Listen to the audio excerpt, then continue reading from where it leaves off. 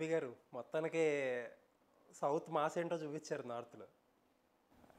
మంచి మంచి రెస్పాన్స్ వచ్చిందండి. రియల్లీ అంటే నాకు ఫస్ట్ హిందీ ఫిలిం కదా, ఫస్ట్ ఎలా ఉంటుంది అని ఒక చిన్న ఇది ఉండేది. బట్ వెరీ హ్యాపీ అండ్ మంచి రెస్పాన్స్ వచ్చింది. అంటే ఇప్పుడు రాజమౌళి గారు, సుకుమార్ గారు ఆ లీగ్లో డైరెక్టర్లు వెళ్తే ఇప్పుడు మీరు కొత్త లీగ్ ఓపెన్ చేశారు ఇక్కడి నుంచి. ఇది చాలామంది డైరెక్టర్లకి కొత్త కెరీర్ అవ్వచ్చు కూడా ఇప్పుడు ఇక్కడి నుంచి.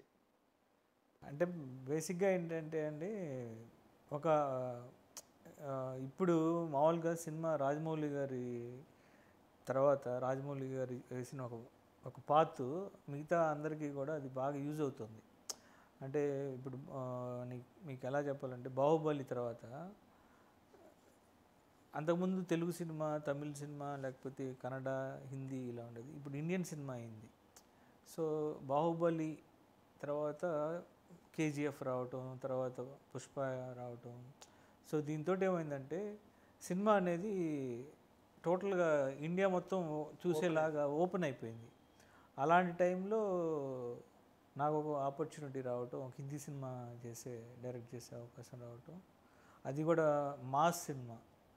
సో డెఫినెట్గా చూసుకుంటే మన సౌత్ మాస్ ఫిలిమ్స్ని బాగా హిందీ వాళ్ళు బాగా ఇష్టపడుతున్నారు.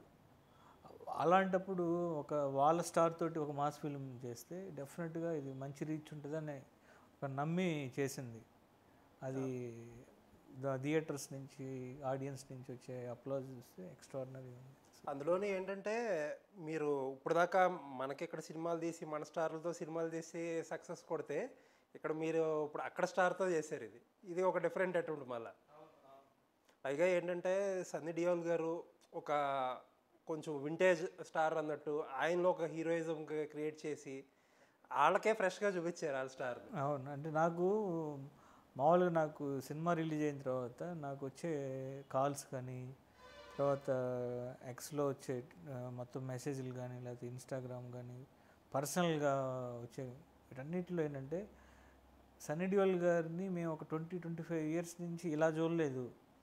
ఒక మాస్ అది వాళ్ళకి బాగా కనెక్ట్ అయిపోయారు.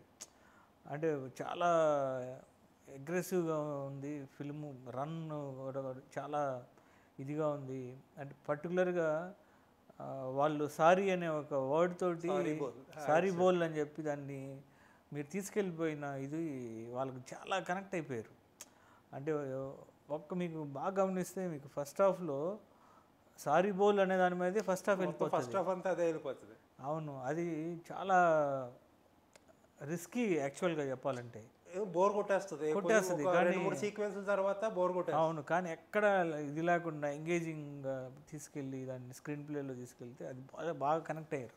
అవును, ఇన్ఫ్యాక్ట్ అక్కడే ఇంకా అదే ఫాస్ట్గా పరిగెడుతుంది ఆ ఎపిసోడ్. అవును, సాలిడ్గా ఉంటుంది అది. పైగా ఇంకోటి ఏంటంటే వాళ్ళకి బాగా ఇప్పుడు సౌత్ నుంచి వెళ్ళిన ఫిలిమ్స్, ఇప్పుడు కేజీఎఫ్ కానీ, లేకపోతే సలార్ కానీ, లేకపోతే పుష్ప కానీ, ఇవన్నీ కూడా మన సౌత్ నుంచి వెళ్ళిన హీరోలు చేసిన సినిమాలు. వాళ్ళ హీరో చేయటం కొత్తగా వాళ్ళకి అది కొత్తగా అనిపించింది. అవును. ఇప్పుడు ఇంకో బెస్ట్ పార్ట్ ఏంటంటే సార్, నాకు అనిపించింది కమర్షియల్ సినిమా తీశారు మీరు, పక్కా కమర్షియల్ సినిమా చేశారు. బట్ ఎక్కడా కూడా డీవియేషన్ లేదు. హీరోకి రొమాంటిక్ ట్రాక్ అనేది లేదు. ఒక పాట ఏదో బ్యాక్గ్రౌండ్లో వచ్చే పాటలో లాస్ట్లో వచ్చిన పాట తప్పితే ఏదో ఒక రొమాంటిక్ సాంగ్, హీరోయిన్ లేకపోతే ఒక అమ్మాయి ఎవరో ఐటమ్ గర్ల్ అప్పటికప్పుడు రావడం. ఐటమ్ సాంగ్ ఏంటంటే విలన్కి పెట్టారు మీరు, హీరోకి ఆ డీవియేషన్ లేదు. ఆ రొమాంటిక్ ట్రాక్ అనేది పెట్టాలని పెట్టలేదు అసలు. అది బాగా కూర్చుంది కూడా.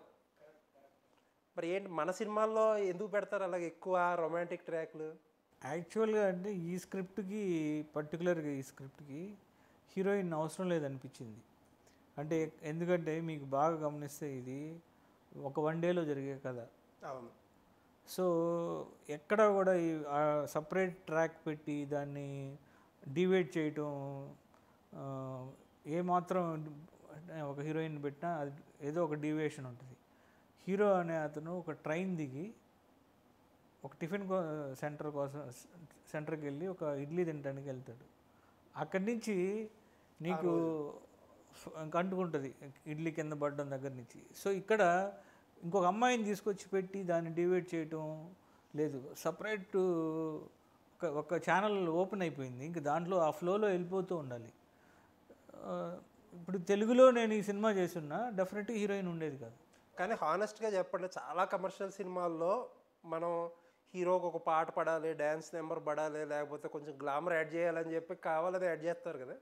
అంటే యాక్చువల్గా ఏంటంటే అండి, ఇప్పుడు సినిమాకి వచ్చే వాళ్ళు అన్నీ కావాలనుకుంటారు. కొంతమందికి సాంగ్స్ ఇష్టం, కొంతమందికి ఎంటర్టైన్మెంట్ కామెడీ ఇష్టం, కొంతమందికి ఫైట్స్ ఇష్టం. సో వీళ్ళందరినీ సాటిస్ఫై చేయాలంటే ఒక ఫుల్ ప్యాక్డ్గా ఉండాలి అని ఆలోచిస్తాం. డైరెక్టర్గా ఉన్నప్పుడు డెఫినెట్గా దీంట్లోకి అన్నీ తీసుకొచ్చి పెడదాము అని. అప్పుడే అది కమర్షియల్ సినిమా అంటే అన్ని ఎలిమెంట్స్ క్లియర్గా ప్రాపర్గా కూర్చుంటేనే కమర్షియల్ బట్ సినిమా. చాలా సందర్భాల్లో అయ్యే స్పీడ్ బ్రేకర్ కింద అవుతాయి కదా, మన ఫ్లోలో ఒక్కొక్కసారి డిస్టర్బెన్స్ అయ్యి అవుతాయి. అది కరెక్ట్గా కథతో పాటు బ్లెండ్ అవ్వకపోతే అవుతాయి. అది ఎప్పుడు ఎవరి ప్రాబ్లం అది? అంటే హీరోలకి ఇలా ఉంటుందా, లేకపోతే ఫ్యాన్స్కి ఇలా చేయాలని హీరోలకి ఆలోచిస్తారా, డైరెక్టర్స్ ప్రాబ్లం అది ఎక్కువ? అంటే అదేంటంటే అంటే ఇప్పుడు ఆడియన్స్, ఇప్పుడు కమర్షియల్ సినిమా ఇమేజ్ని బట్టే ఉంటుంది. ఇప్పుడు ఆ హీరోతో ఏ హీరో అయితే చేస్తున్నాం ఆయన నుంచి మనం ఆడియన్స్ ఏమైతే ఎక్స్పెక్ట్ చేస్తారో అవి ఉంచాలి అని చెప్పి మనం మిగతా ఇంగ్రీడియంట్స్ అన్ని పెట్టి చేస్తాం. అంటే ఇప్పుడు సన్నీ డియోల్ గారితో చేయడం, ఆయన ఇమేజ్ తెలియకపోవడం కూడా ప్లస్ అయిందేమో మీకు. అంటే ఆయనకి ఉన్న ఇమేజ్ ఏంటి అంటే యాక్షన్ హీరో అని తెలుసు. సో దాన్ని ఇంకోటి ఏంటంటే ఆయన ఏజ్ కూడా చూసుకోవాలి. సో స్క్రీన్ టైంలో ఆయనతోటి మనం చేస్తున్నప్పుడు పర్సనల్గా అందరికీ తెలుసు సన్నీ డియోల్ గారు మళ్ళా ఆఫ్టర్ 25 ఇయర్స్ తర్వాత కమ్బ్యాక్ గదర్ 2తో వచ్చారు. సో ఆయన ఏజ్ అందరికీ తెలుసు. సో అలాంటి హీరోతోటి ఒక మాస్ ఫిల్మ్ చేస్తున్నామంటే కరెక్ట్గా ఈ క్యారెక్టర్కి ఇలా ఉండాలి, ఒక హీరోయిన్ తోటి రొమాన్స్ చేయటం, డ్యాన్స్ చేయటం, అసలు ఇది వద్దు మనకి. ఇది స్ట్రైట్గా మనం చెప్పాలనుకున్న పాయింట్ స్ట్రైట్గా చెప్దాము అని చెప్పి చేసిన సినిమా అండి. అసలు ఇప్పుడు రెవెన్యూ ఆఫీస్ ఫైట్ అవుట్ ఉంటుంది ఫస్ట్ హాఫ్లో, సెకండ్ హాఫ్లో ఏమో ఒక పొలంలో ఒక సీక్వెన్స్ ఉంటుంది, ఫైట్ కాదు అది, వీళ్ళందరినీ ఎలిమినేట్ చేసే సీక్వెన్స్ ఉంటుంది. మళ్ళా పోలీస్ స్టేషన్ ఫైట్ అవుట్ ఉంటుంది. మూడు సీక్వెన్స్లకే పైసా వసూలు నార్త్లో. అవును, వాళ్ళకి విపరీతమైన రెస్పాన్స్ ఉంది. ఆ 3 మీరు ఏదైతే చెప్పారో ఆ 3 ఎపిసోడ్లకి సాలిడ్ ఉంది. పర్టికులర్గా పోలీస్ స్టేషన్ సీక్వెన్స్లో ఎలాడేసే ఐడియా ఉంది చూసారా, దానికే అసలు వాళ్ళకి పిచ్చెక్కింది ఆ ఎపిసోడ్ చూడంలోనే. వాళ్ళకి బాగా విపరీతంగా నచ్చేసింది ఆ ఎపిసోడ్, పర్టికులర్గా పోలీస్ స్టేషన్ ఎపిసోడు. అంటే ఎవరు మాట్లాడినా ఇప్పుడు ఎలా ఉంటుందంటే మన తెలుగు నుంచి నేను వెళ్ళాను, హిందీకి వెళ్ళాను, హిందీలో వెళ్ళి ఒక ఫిల్మ్ డైరెక్ట్ చేశాను. నేను పర్టికులర్గా నేను విట్నెస్ చేశాను థియేటర్స్లోకి వెళ్ళినప్పుడు. అసలు నేను ఎవరో వాళ్ళకి తెలియదు. డైరెక్టర్ సన్నీ డియోల్ గారు అంటే వాళ్ళ హీరో గదారు 2 బ్లాక్ బస్టర్ తర్వాత ఒక సౌత్ డైరెక్టర్ తోటి థియేటర్ నుంచి బయటకు వస్తే నన్ను పట్టేసుకొని ఇక వాళ్ళు ఒక ట్రాన్స్లో ఉన్నారు. వాళ్ళు ఒక మాస్ హిస్టీరియా ఉంటుంది కదా, అలా సార్ ఎక్స్ట్రా ఉండాలి సార్, సూపర్ సార్ అంటే ఒక డైరెక్టర్ని అసలు నాకు చాలా అప్లాజ్ వచ్చింది. పర్టికులర్ నేను చూస్తూ ఉన్నప్పుడు వాళ్ళకి చాలా కొత్తగా అనిపించింది ఈ యాక్షను, ఈ క్యారెక్టరైజేషను, ఆ సారీ బోళ్ళు. తర్వాత వాళ్ళకి సెకండ్ హాఫ్లో కూడా పర్టికులర్గా కొన్ని సీన్స్ వాళ్ళకి బాగా 10 మంది కట్ చేసుకొని అది ఎమోషనల్గా బాగా కనెక్ట్ అయ్యారు వాళ్ళు. అంటే వాళ్ళు ఏమంటారంటే సార్ ఇది చాలా రూటెడ్గా ఉంది ఫిల్ము, చాలా రూటెడ్గా ఉంది. హర్యానా, పంజాబ్, యూపీ అక్కడికి వెళ్తే వాళ్ళు చాలా ఓన్గా ఫీల్ అవుతున్నారు, చాలా రూటెడ్గా. అక్కడున్న పర్టికులర్గా ఆ ఏరియాలో ఉన్న ఫార్మర్స్ కానీ లేకపోతే ఇంకా మిగతా వాళ్ళు చూసిన వాళ్ళు కానీ వాళ్ళు చాలా రూటెడ్గా ఫీల్ అవుతున్నారు. ఒక రైతులు కథ చెప్పారు మీరు, ఒక్కొక్కరు ఒక్కొక్కలా కనెక్ట్ అయిపోతున్నారు దానికి. ఓకే, సో నేటివిటీ చూస్తే మొత్తం ఫిల్మ్ అంతా సరే మన ఆంధ్రప్రదేశ్లో సెట్ చేశారు. ప్లస్ యాక్టర్స్ కూడా ఒక హీరో విలన్ తప్ప మొత్తం అందరూ మనోళ్ళే ఉంటారు, మొత్తం సెటప్ అంతానే. బట్ ఇదే సినిమాని నార్త్లోనే ఎక్కడన్నా పెడితే ఇంకా బెటర్గా కనెక్ట్ అవుతారేమో అని ఏమన్నా అనిపించిందా మీకు? అనిపించలేదండి. అంటే నేను ఫస్ట్ ఈ స్క్రిప్ట్ రాసుకున్నప్పుడే ఇది ఒక సౌత్లో జరుగుతున్న కథ. ఒక నార్త్ ఆఫీసర్ వచ్చి నార్త్ ఇండియన్ ఆఫీసర్ వచ్చి ట్రైన్లో దిగి ఒక ప్లేస్లో అక్కడున్న 5 hours 6 hours టైం ఏదైతే ఉందో అక్కడ ఉన్న ప్రాబ్లమ్ని ఒక 15 years 20 years నుంచి ఉన్న ప్రాబ్లమ్ని సాల్వ్ చేసి 5 hours 6 hours వెళ్ళిపోతాడు. సో ఇది basic idea. So Sunny Deol గారిని హిందీ నుంచి తీసుకున్నప్పుడు, ఒక నార్త్ ఆఫీసర్ లాగా తీసుకున్నప్పుడు, నేను ఫస్ట్ స్టార్టింగ్ నుంచి క్లియర్గా ఫిక్స్ అయింది ఏంటంటే ఇది ఒక సౌత్ బ్యాక్డ్రాప్లో చేయాలి, ఒక కోస్టల్ బ్యాక్డ్రాప్లో చేద్దాం సినిమాని. ఇక్కడ ఉన్న క్యారెక్టర్లన్నీ కూడా తెలుగు వాళ్ళు ఉండాలి, అప్పుడే నేటివిటీ ఉంటుంది. ఇప్పుడు మన బ్యాక్డ్రాప్ తీసుకొని చీరాల ఆంధ్ర బ్యాక్డ్రాప్ తీసుకొని అక్కడికి హిందీ ఆర్టిస్టులు తీసుకొచ్చి వాళ్ళు హిందీలో మాట్లాడుతూ ఉంటే అది నాన్ సింక్ ఉంటుంది. సో ఇప్పుడు రామసుబ్బారెడ్డి క్యారెక్టర్ తీసుకున్నా, లేకపోతే మిగతా సోములు క్యారెక్టర్ కానీ, లేకపోతే మిగతా అక్కడ లోకల్లో ఫస్ట్ ఇడ్లీ సెంటర్ దగ్గర ఉండేవాళ్ళు కానీ అంతా కూడా, ఈవెన్ రెజినా క్యారెక్టర్ కానీ, వీళ్ళు లోకల్గా ఉంటే బాగుంటుందని స్ట్రాంగ్గా ఫీల్ అయ్యి చేసిన క్యారెక్టర్. ఆర్టిస్టులు అందరూ కూడా వచ్చిరాని హిందీలో మాట్లాడాలి. ఓకే, ప్రాపర్ హిందీలో మాట్లాడితే మళ్ళీ ఇది కరెక్ట్ కాదు. ఓకే, సో కొంచెం స్లాంగ్ ఉండాలి, సౌత్ స్లాంగ్ తోటి హిందీ మాట్లాడాలి. అలా బడ్జెట్ పరంగా ఏదన్నా హెల్ప్ అవుతుందా ఇలాగా? మనం ఇప్పుడు మీరు అక్కడికి వెళ్ళి అక్కడ చేసుకునే దానికంటే మన యూనిట్లు ఇక్కడ అంతా మన యాక్చువల్గా చెప్పాలంటే అండి, ఇది సినిమా ఇక్కడ చేయటం వల్ల ఎక్కువ ఖర్చు అవుతుంది. అవునా? అదే కాల్ షీట్లు ఇక్కడ ఎక్కువ. హిందీ సినిమా ఇక్కడ చేస్తే దీనికి 3 కాల్ షీట్లు ఉంటాయి. హిందీలో ఇప్పుడు మనం ఇదే సినిమా బాంబేలో చేస్తే ఇన్ని కాల్ షీట్లు ఉండవు. అంటే ఇక్కడ ఎక్స్ట్రా కాల్ షీట్లు. 3 కాల్ షీట్లు అంటే ఏంటి? అంటే మన దగ్గర మన యూనియన్స్ వీటిలో రూల్స్లో తెలుగు సినిమాకి ఇంత, హిందీ సినిమాకి ఇంత కాల్ షీట్లు డిఫరెన్స్ ఉన్నాయి. Okay, okay. సో ఇప్పుడు మన తెలుగు ప్రొడ్యూసర్స్, తెలుగు డైరెక్టర్ చేస్తున్నా సరే ఈ సినిమా కాల్ షీట్ వచ్చేసి హిందీ కాల్ షీట్ పడుతుంది దీనికి. సో 100 రూపాయలు ఎక్స్ట్రా కాల్ షీట్ అవుతుంది. డెఫినెట్గా 100 రూపాయల దగ్గర 150 రూపాయలు అవుతుంది. 150 175 అలా అవుతుంది. ఓకే. సో అప్పుడు ఇప్పుడు ఫర్ ఎగ్జాంపుల్ అదే సినిమా ఇప్పుడు హిందీ వెర్షన్, తెలుగు వెర్షన్ కూడా ఉంటే ఆ ప్రాబ్లం సాల్వ్ అయిపోయేదా? వాళ్ళే ఇది మీరు హీరోతోటి డైరెక్ట్గా హిందీ సినిమా చేస్తున్నారు, హిందీ హీరో, ఇది అనౌన్స్మెంట్ హిందీ సినిమా అయింది. సో ఇది హిందీ లెక్కనే కౌంట్ ఇది మాకు. సో ఏం చేసినా కదా. సో ఇంకొకటి ఏంటంటే గదర్ 2 సక్సెస్ తర్వాత సన్నీ డియోల్ గారు ఆబ్వియస్లీ పెద్ద హిట్ అయింది. అదేమన్నా ఒక మిస్కాలిక్యులేషన్ అయ్యిందంటారా? చాలామంది ఏమంటున్నారంటే ఇప్పుడు మీకు అదే టైంలో సల్మాన్ ఖాన్ గారి సినిమా ఒకటి రిలీజ్ అయింది, సికిందర్ రిలీజ్ అయింది. ఆబ్వియస్లీ అది పని అవ్వలేదు. ఇదే సినిమా ఇప్పుడు ఒక happening hero like Salman Khan ఉంటే 300 కోట్ల సినిమా అంటున్నారు ఇవాళ. అదేమన్నా మిస్ఫైర్ అయింది అనుకుంటున్నారా? అంటే అట్లా ఏం లేదండి. ఇప్పుడు గదర్ 2 తర్వాత అంటే ఆల్మోస్ట్ ఆయన సన్నీ డియోల్ గారికి ఒక చాలా రోజుల తర్వాత బ్రేక్ వచ్చిన సినిమా అది. ఇప్పుడు మేము అనుకున్న బడ్జెట్ తర్వాత మేము అనుకున్నది దాంట్లో సన్నీ డియోల్ గారితో ఎంతవరకు వెళ్ళాలో అంతవరకు వెళ్ళింది ఈ సినిమా. ఇప్పుడు కంపేర్ చేస్తే సల్మాన్ ఖాన్ గారికి, నాకు చాలామంది నాతోటి కూడా చెప్పారు ఇదే సినిమా సల్మాన్ ఖాన్ గారితో పడితే ఇంకా పెద్ద రేంజ్ అని. ఏ సినిమా ఎవరికి పడాలో ఎక్కడికి రేంజ్ అవ్వాలనేది మనం డిసైడ్ అవ్వలేం కదా. రిగ్రెట్ ఏం లేదైతే? లేదండి, వెరీ హ్యాపీ ఇది. అండ్ డైరెక్టర్గా కూడా నాకు చాలా మంచి పేరు వచ్చింది పర్టికులర్గా నార్త్ బెల్ట్లో, నార్త్ ఇండియన్స్. అంటే ఇంకా ఇప్పుడు మీరు డెలివరీ చేసిన ప్రోడక్ట్కి అక్కడ మీకు వస్తున్న రెస్పాన్స్కి పోల్చుకుంటే కమర్షియల్గా ఇంకా రావచ్చు అనే అనిపిస్తుంది. మరి అంటే ఇప్పుడు ఇంకొకటి అండి, అదే ఇప్పుడు నేను సల్మాన్ ఖాన్ గారితో చేస్తుంటే డైరెక్టర్గా నాకు ఇంత పేరు వచ్చి ఉండేది కాదేమో. సల్మాన్ ఖాన్ డామినేట్ చేసేసేవారంటారా? ఎందుకు ఇప్పుడు మురుగదాస్ లాంటి పెద్ద డైరెక్టర్ ఆబ్వియస్లీ మీకు కూడా ఒకప్పుడు పనిచేసిన వాళ్ళే, మీరు అంత పెద్ద డైరెక్టర్ ఆయన వల్ల అవ్వలేదంటే మీరు ఇచ్చారంటే మీకు ఇంకా పెద్ద పేరు రావచ్చు. ఇప్పుడు జాట్ ఉంది, జాట్ కరెక్ట్గా ఇది perfect apt to Sunny Deol గారికి.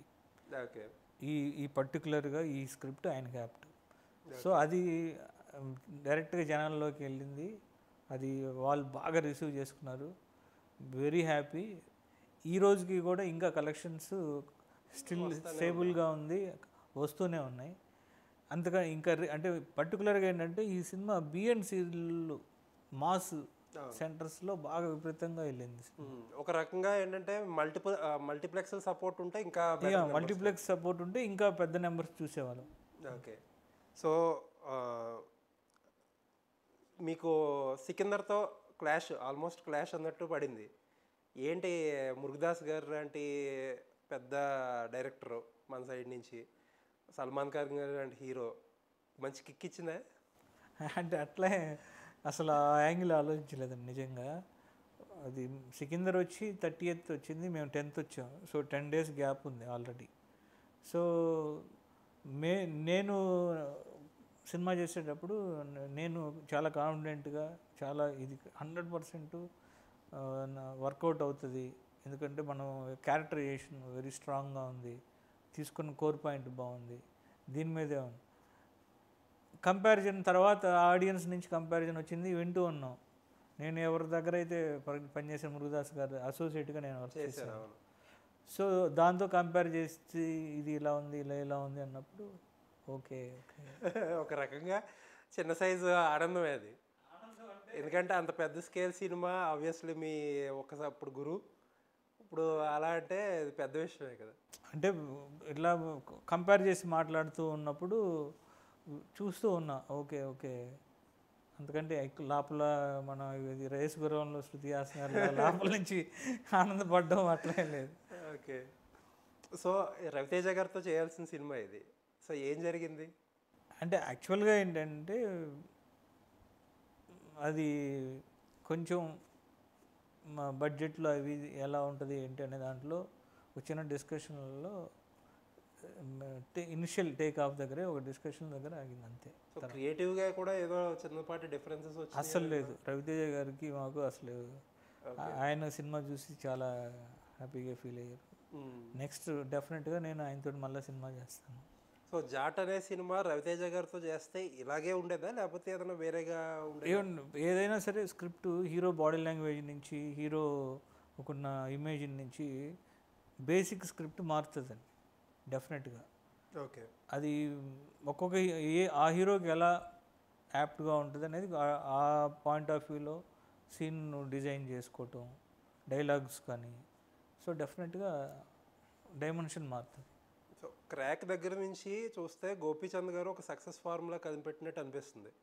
సినిమాలో టెక్నికల్గా చాలా స్ట్రాంగ్గా చేయడం, యాక్షన్ మీద బాగా ఫోకస్ చేయడం, అండ్ హీరోని బాగా చూపించాలనేది, ఈ 3 ఫ్యాక్టర్స్ని బలంగా పట్టుకుని అదొక యూఎస్పీ కింద క్రియేట్ చేసుకున్నారు. అయ్యే వర్క్ అవుతుంది మొత్తం. ఇప్పుడు 3 సినిమాల్లో కూడా అయ్యే వర్క్ అయింది. ఏంటి ఆ ఐడియా, దానికి థాట్ ఏంటి అసలు?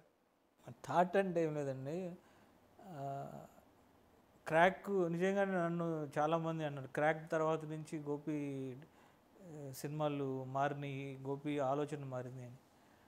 నేను కూడా యాక్చువల్గా నాకు బేసిక్గా నాకు యాక్షన్ సినిమాలు ఎవరు నేను బేసిక్గా.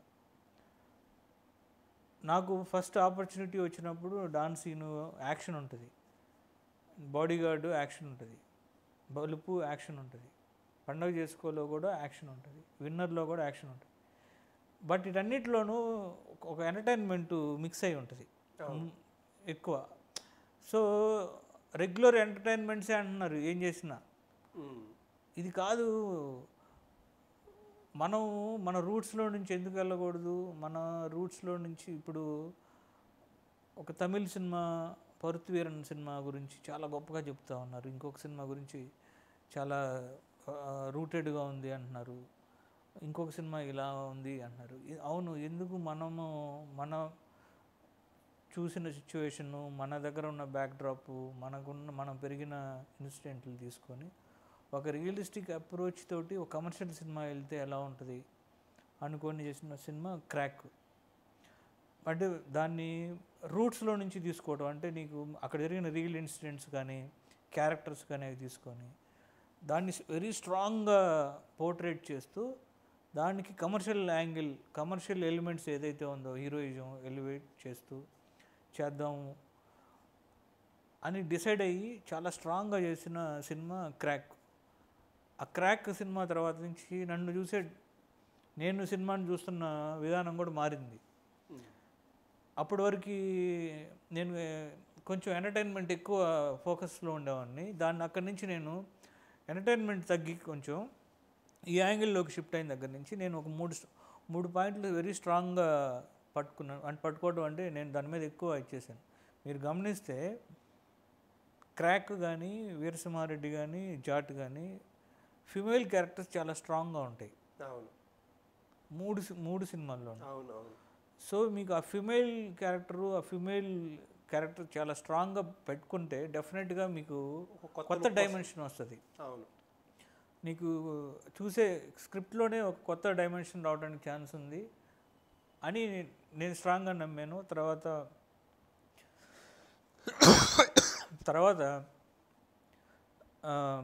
నాకు కూడా కోవిడ్ తర్వాత సినిమాలు థియేటర్కి వచ్చే ఆడియన్స్ మీకు బాగా గమనిస్తే నేను క్రాక్ రిలీజ్ అయ్యే టైంకి అసలు వన్ ఇయర్ లాక్డౌన్ వచ్చింది. అవును, ఆ 1 year లాక్డౌన్లో నాకు చాలా మార్చిలో వచ్చింది lockdown and almost January 9th release అయింది క్రాక్. ఈ టైంలో చాలామంది ఇంకా థియేటర్లు ఉండవు ఈ 9 monthsలో. ఇంకా అసలు ఓటీటీలో ఆ 9 నెలల్లో అన్ని నెట్ఫ్లిక్స్, అమెజాన్లో అన్నీ చూసేస్తూ ఉన్నారు జనాలు. ఇక థియేటర్కి జనాలు రారు.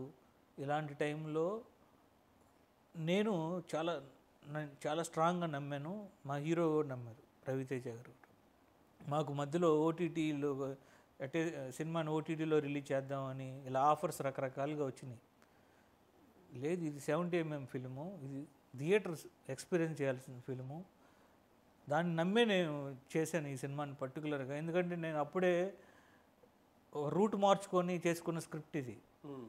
వెరీ స్ట్రాంగ్గా ఇది థియేటర్ దగ్గర వర్కౌట్ అవుతుంది అంటే చాలా ప్రెజర్స్లో నుంచి నేను స్ట్రాంగ్గా నిలబడి లేదు ఇది థియేటర్కి రావాల్సిందే అని చెప్పి క్రాక్ వచ్చా. ఆ టైంకి 50% ఆక్యుపెన్సీ, సీటు వదిలి సీటు.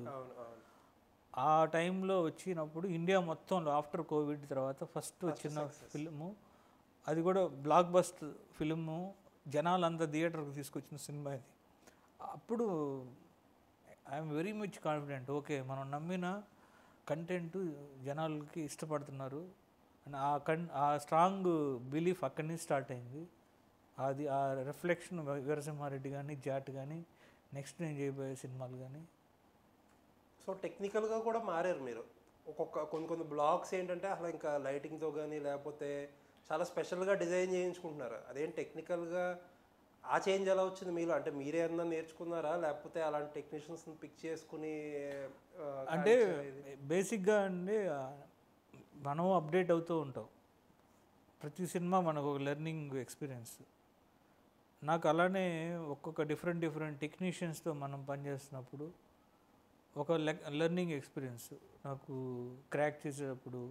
బస్ స్టాండ్ ఫైట్ ఒకటి ఉంటుంది. అవును, అసలు super fight, extraordinary lighting scheme తోటి మొత్తం సిల్అవుట్లో ఉంటుంది ఫైట్. హీరో అసలు కనిపించడు. అవును, అది ఒక నిజంగానే ఒక ఎక్స్పెరిమెంట్ అది. అట్లా ప్రతి సినిమాకి ఒక అప్డేట్ అవుతూ ఉంటాం. అక్కడ ఉన్న టెక్నీషియన్స్ క్రాక్కి జీకే విష్ణు, తర్వాత వీరసింహారెడ్డికి, జాట్కి రిషి పంజాబీ. సో వీళ్ళతోటి ఇప్పుడు మంచి ర్యాపో ఉంది. ప్లస్ ఇంకోటి ఏంటంటే మనము చూస్తూ ఉంటాం ఇప్పుడు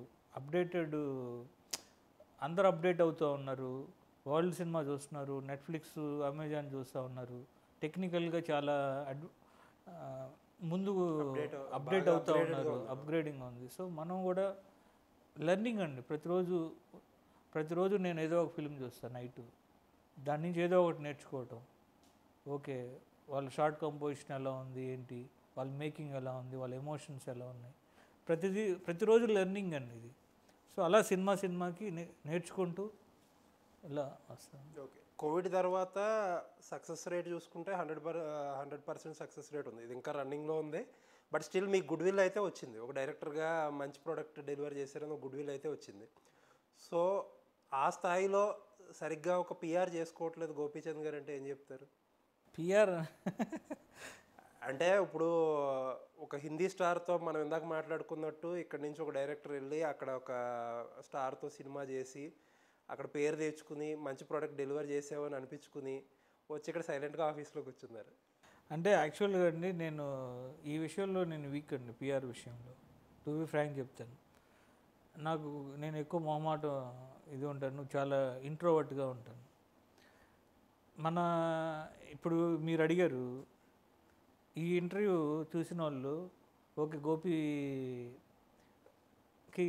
ఇప్పుడు 3 వరుసగా సక్సెస్లు ఇచ్చినా తను పిఆర్ చేసుకోలేకపోయాడు అని వాళ్ళు అనుకుంటారు. నేనేమంటానంటే మనం పిఆర్ చేసుకున్నా చేసుకోకపోయినా మన సక్సెస్ మనం ఇచ్చిన సినిమా మాట్లాడుతూ ఉంటుంది. డెఫినెట్గా ఫ్యూచర్లో ఇంకొంచెం మీరు చెప్పిన తర్వాత నేను డెఫినెట్గా ఏదో ఇంకా మనకి నాకు తెలిసిన 4-5 ఇంటర్వ్యూలు ఇవ్వటం, నేను ఇంటర్వ్యూలు ఇవ్వడానికి కూడా ఎక్కువ ఆలోచిస్తాను. అంటే ఆలోచించడం అంటే ఎక్కువ ఇంట్రెస్ట్గా, అంటే అందరిని పిలిచేసి ఇచ్చేద్దామని చాలా, అంటే నాకు వెరీ లిమిటెడ్ సర్కిల్, లిమిటెడ్ పీపుల్తోటే ఉంటాను. దీనివల్ల కొందరు ఏమనుకుంటారు తెలుసా, గోపీచంద్కి పొగరెక్కువ అనుకుంటారు. సైలెంట్గా ఉంటే నేను 100% నేను చాలా చాలా కూల్ పర్సన్ని, నాతో కలిసి మాట్లాడితే ఓకే గోపి ఇంత సాఫ్ట్ ఇది అనుకుంటారు. ఎందుకంటే నేను చేసే సినిమాలు కూడా అలానే ఉంటాయి, సాలిడ్ యాక్షన్ ఫిల్మ్స్, సాలిడ్ ఇది ఉండటం వలన ఓకే ఇతనికి యాటిట్యూడ్ ఉందేమో అనుకుంటారు. మీ చేసే సినిమాలకి మీకు సంబంధమే లేదు అసలు.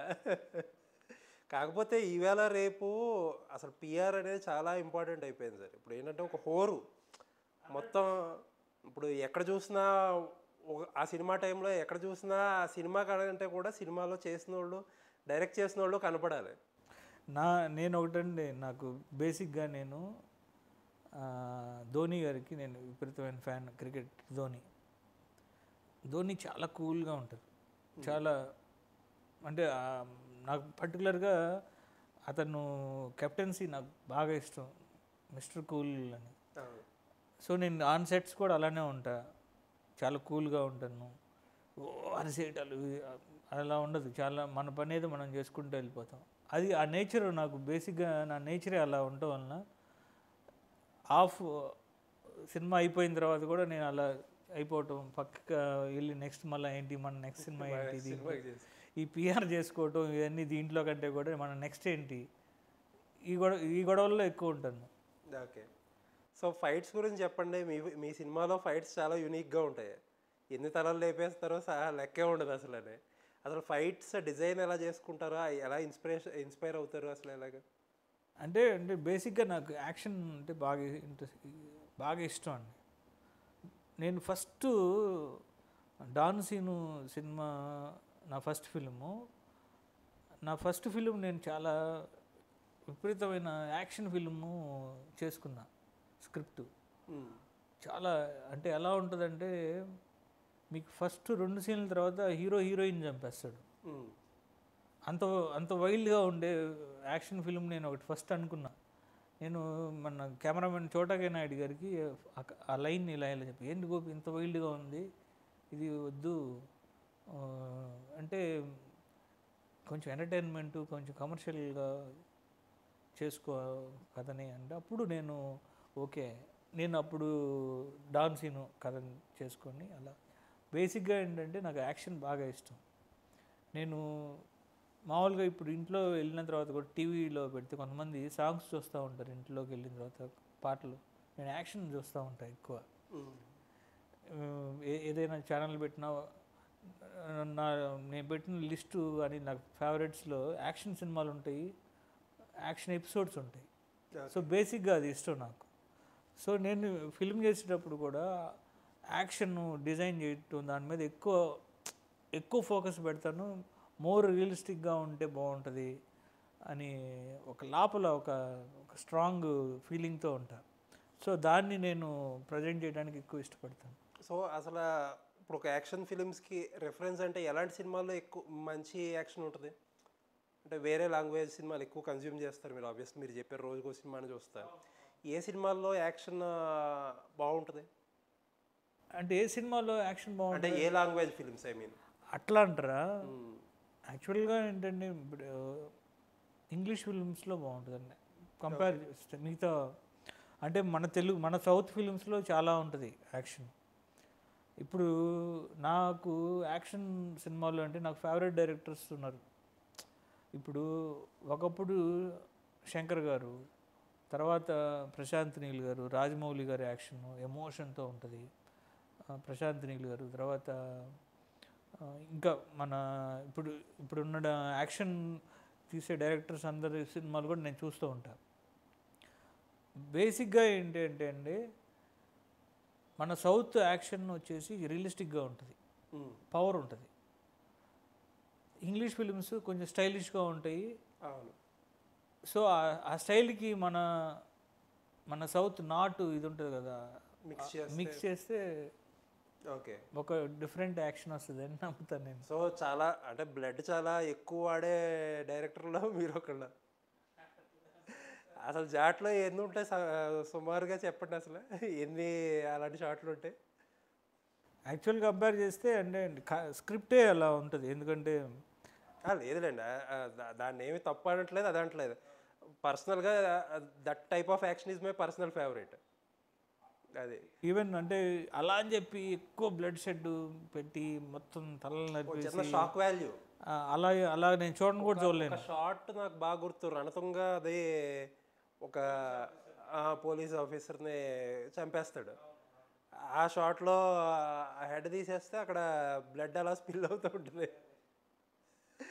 సో ఈ మధ్యకాలంలో ఈ టైప్ ఆఫ్ సినిమాలు వచ్చినాయి కదా. ఫర్ ఎగ్జాంపుల్ యానిమల్ వచ్చింది, కిల్ వచ్చింది, మార్కో వచ్చింది. చూసారా 3 సినిమాలు మీరు? యాక్చువల్గా మార్కో చూడలేదండి నేను.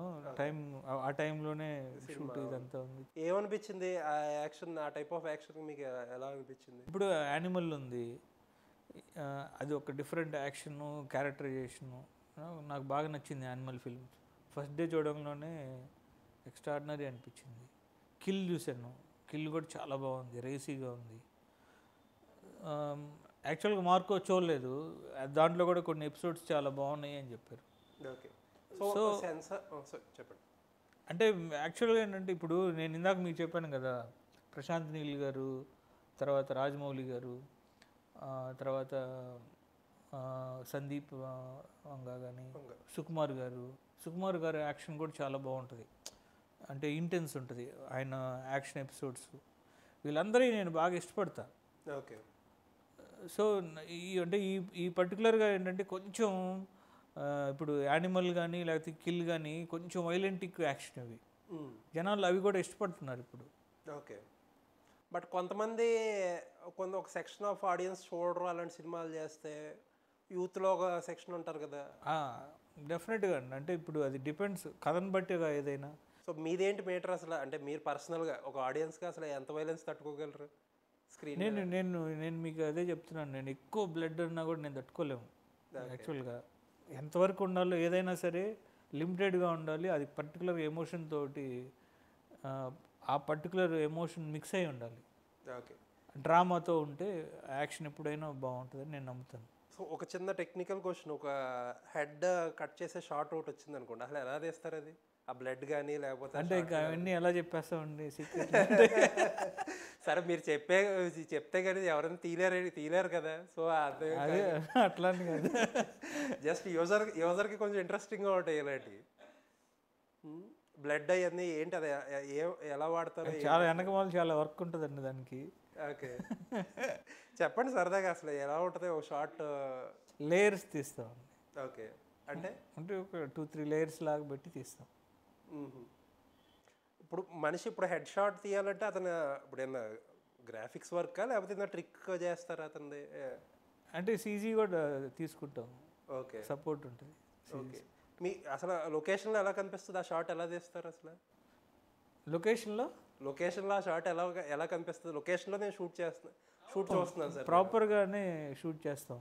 ఓకే సో అదే చెప్తున్నాం కదా, ఆ లేయర్స్ తీసినప్పుడు ఉన్న వాళ్ళకి కొంతమంది ఏంటి ఇది ఇక్కడ ఇలా చేస్తున్నారని, తర్వాత అది స్క్రీన్ మీదకి వచ్చినప్పుడు ఆ హెడ్ కట్ కరెక్ట్గా వెళ్తుంది. ఓకే. లేయర్ అంటే కొంచెం ఎక్స్‌ప్లెయిన్ చేయండి సార్. ఆ! ఎందుకు అంత ట్రేడ్ సీక్రెట్ కదా! ఇప్పుడు ఏమన్నా వరుస పెట్టి సినిమాలు తీసేస్తామా మాలాంటోళ్ళందరూని? అంటే మామూలుగా జనరల్‌గా అందరూ తీస్తారు కదండీ! మామూలుగా లేరండి అంటే ఏం లేదండి. ఇప్పుడు ఒక హెడ్ కట్ ఉందనుకోండి. గ్రీన్ మాస్క్ ఏస్తాం హెడ్‌కి. ఓకే. సో, ఏసి మనం యాజ్ ఇట్ ఈస్‌గా ఏదైతే రియల్ క్యారెక్టర్ ఉంటదో హెడ్ వరకి మాస్క్ ఏసేసి మనం కట్ చేస్తాం. ఓకే. సో, తర్వాత వితౌట్ టోటల్‌గా ఇంకొక లేయర్‌లో ఒక ఆబ్జెక్ట్ పెట్టి సేమ్ ఫోర్స్డ్‌గా కొడతాం. ఓకే. సో, ఈ రెండింటిని మిక్స్ చేస్తాం. ఓహో! ఓకే. ఓకే. బ్లడ్ ఏంటి? బ్లడ్ ఆర్టిఫిషియల్‌గా బ్లడ్ ఉంటదా దానికి? లేకపోతే కొంచెం అది కూడా మనం సీజీలో చేస్తారా? కొంచెం మనం లైవ్‌లో కొంచెం బ్లడ్ పెట్టేసుకుంటాం. కొంచెం సీజీలో యాడ్ చేస్తాం. Okay. Nice. Nice. Nice. So, ఈ మధ్యన ఒక ట్రెండ్ స్టార్ట్ అయింది సార్. వీఎఫ్ఎక్స్ కంపెనీలు ఉంటాయి కదా! మీరు ఇప్పుడు గ్రీన్ మ్యాట్‌లేసి చేసిన సీన్‌లు గాని, లేకపోతే వైర్ పెట్టి, రోపులు పెట్టి యాక్షన్ చేస్తారు కదా! అవి ఆ వీఎఫ్ఎక్స్ కంపెనీలు యూట్యూబ్‌లో పెడతాయి. అది ఫస్ట్ ఇలా చేసాము, తర్వాత ఇలా వచ్చింది అవుట్‌పుట్ అని చెప్తున్నారు. ఆ వీడియోలు సోషల్ మీడియాలో తిరిగాక ఇది వైర్ పెట్టి తీసాడు, లేకపోతే ఇది రోప్ కట్టి తీసాడు. అయితే ఇదేంటి, అదే ఇది అంటారు. నిజంగా చెప్పండి అసలు వైరు లేకపోతే ఒక రోపో, లేకపోతే ఒక క్రేనో పెట్టి చేయడం ఒక యాక్టర్‌కి ఎంత కష్టం? ఈజీయా? లేకపోతే అట్లా చాలా ఉంటుందా? కష్టం అండి అది ప్రాసెస్. ఓకే. అది ఇప్పుడు అంటే అలా ఇప్పుడు వైర్ వాడి చేస్తున్నారు, లోప్ వాడి చేస్తున్నారంటే తక్కువగా చూస్తున్నారు ఆడియన్స్ తెలియక. ఇప్పుడు మెయిన్ ఇంకోటి ఏంటంటే అండి, ఫస్ట్ ఆఫ్ ఆల్ నేను పర్టికులర్గా యాజ్ ఎ డైరెక్టర్గా నేను కూడా సడన్గా ఎక్కడున్న యూట్యూబ్లో చూస్తున్నప్పుడు అనిపిస్తుంది విఎఫ్ఎక్స్ ఏవైతే ఉన్నాయో విఎఫ్ఎక్స్ అది మేకింగ్ వీడియోలోకి అసలు బయటికి తీసుకురాకుండా ఉంటే బెటర్. ఓకే. ఆ కంపెనీలు ఏవైతే ఉన్నాయి, ఎందుకంటే సినిమా ఇగో ఇది ఇలా చేస్తారు, ఇది ఇలా చేస్తారు, ఇది ఇలా చేస్తారు అంటే సినిమా చూసే ఆడియన్ రేపొద్దున వచ్చే వాళ్ళకి ఇదంతా కూడా అలానే చేశారు అనుకుంటారు. అవును. సో ఆ పర్టికులర్ ప్రాసెస్ ఏదైతే ఉందో అది దానికి చాలా బ్రెయిన్ పెట్టాలి, చాలా హార్డ్ వర్క్ ఉంటుంది అక్కడ, చాలా టీమ్ది. అవి బయటికి తీసుకొచ్చి ఆ మేకింగ్లో ఇవి పెట్టకుండా ఉంటే బెటర్ అని నేను వెరీ స్ట్రాంగ్గా నమ్ముతాను. నేను చూసినప్పుడు కూడా అనుకుంటాను వీళ్ళు ఎందుకు పెట్టారు ఇక్కడ ఇవే విఎఫ్ఎక్స్ అంటే తీసుకొచ్చి యూట్యూబ్లో పెట్టి మేకింగ్ అని పెడుతున్నారు. అది దానికి ఆ ప్రాసెస్కి చాలా వర్క్ ఉంటుందండి. చాలా చాలా విఎఫ్ఎక్స్ టీమ్ ఉంటుంది, డైరెక్టర్ బ్రెయిన్ ఉంటుంది, డిఓపి బ్రెయిన్ ఉంటుంది, యాక్షన్ మాస్టర్, అదంతా మిక్స్ అయ్యి అక్కడ చాలా అది అది తీసుకురావటం అనేది చాలా ప్రాసెస్. అది దాన్ని చాలా ఈజీగా వచ్చేది కాదు. జస్ట్ ఇలా ఇలా ఒక్కొక్క ఇట్లా ఒక లేయర్ ఇట్లా వెళ్ళిపోగానే ఇలా వచ్చింది అనుకుంటే అంత ఈజీ కాదు కదండి.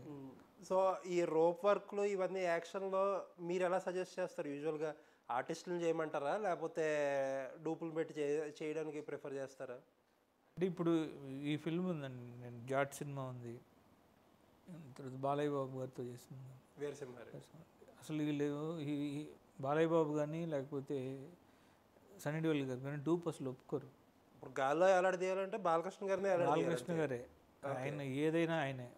ఆయన ముందు అసలు డూప్ డ్రెస్ ఏదైనా కనపడినా కూడా ఒప్పుకోరు. అవునా?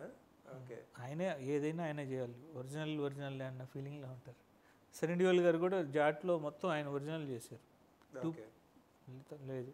బట్ అసలు తెలియదు కదా ఇప్పుడు డూప్తో చేసినా సరే మనకి అసలు ఆల్మోస్ట్ 99% ఆఫ్ ఫిలిమ్స్లో అసలు తెలియదు ఎవరు చేశారు అనేది కూడా. బట్ అయినా ఇంత పర్టికులర్గా ఉంటారు ఆర్టిస్టులు. డెఫినెట్గా అండి. ఓకే. అలా చేయడం వల్ల ఏదైనా ఇబ్బందులు పడినవి ఉన్నాయా మీకు సెట్లో? మీకు అంటే కేర్ తీసుకుంటాం కాబట్టి మాకు ఎప్పుడూ ఇబ్బందులు ఏం లేవు.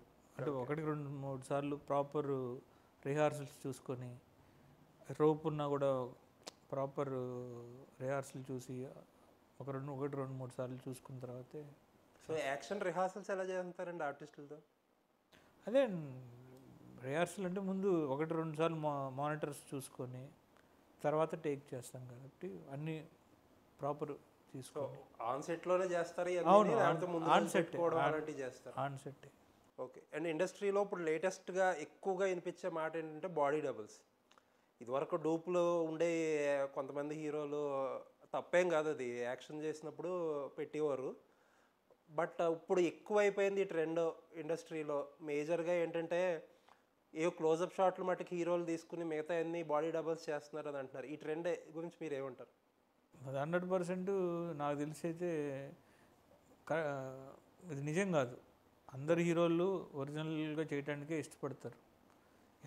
90% ఎక్కడో ఏదైనా రిస్కీ ఒకటి రెండు తప్పితే నేను చేసిన ఏ సినిమా అయినా సరే నాకు బాడీ డబ్బులు లేదు. అంటే కొంతమంది అంటారు మీకెందుకు at the end of the day అవుట్పుట్లో హీరో ఫేసే హీరో బాడీ హీరో కనబడతాడు, ఎందుకు కొన్నాళ్ళు అయితే మన ఇండస్ట్రీలో ఉన్న వాళ్ళు అందరూ కూడా హీరోలు అందరూ కూడా కష్టపడే హీరోలు, అందరు రియల్గా చేసే యాక్షన్ హీరోలు.